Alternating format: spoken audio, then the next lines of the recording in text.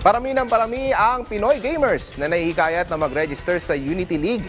Ito ang pinakamalaking grassroots program sa bansa sa larangan ng esports. Pero paano nga ba mag-register at kailan magsisimula ang nationwide tournament na ito? Si Rafael Bandayrel sa detalye. Rise and shine, Rafael. Tinatayang nasa 25 million active users ang naglalaro ng Mobile Legends Bang Bang sa Pilipinas. Kaya ito ang pangunahing focus sa unang season ng Unity League.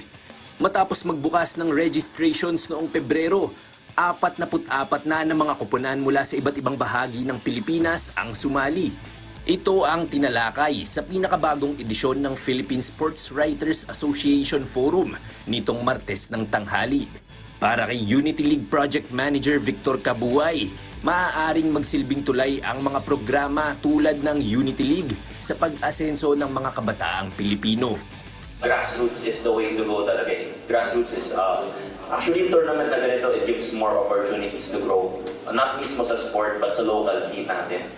So in doing this, we want more young athletes kasi to be able to pursue this kind of dream kasi.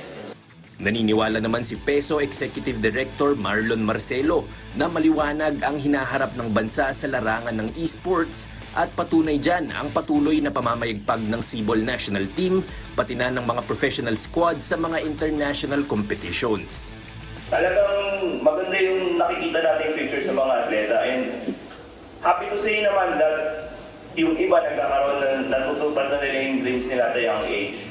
May ibang gamers na at esports athletes na nakakabili na ng bahay because maganda talaga yung mga prize pool and support. Mula Abril hanggang Hunyo, maglalaban-laban ang mga kalahok na koponan mula NCR, Northern Luzon, Southern Luzon, Visayas at Mindanao. Sa July 5 naman aarangkada na ang Grand Finals kung saan makokoronahan ang mga kampiyon. Tumataginting na 2 milyong piso ang cash prize para sa mananalong koponan. Para sa mga gustong sumali, bukas pa rin ang nationwide registrations hanggang April 14. Mapapanood ang mga laro sa Unity League dito lamang sa PTV. Rafael Bandayrel para sa Pambansang TV sa Bagong Pilipinas.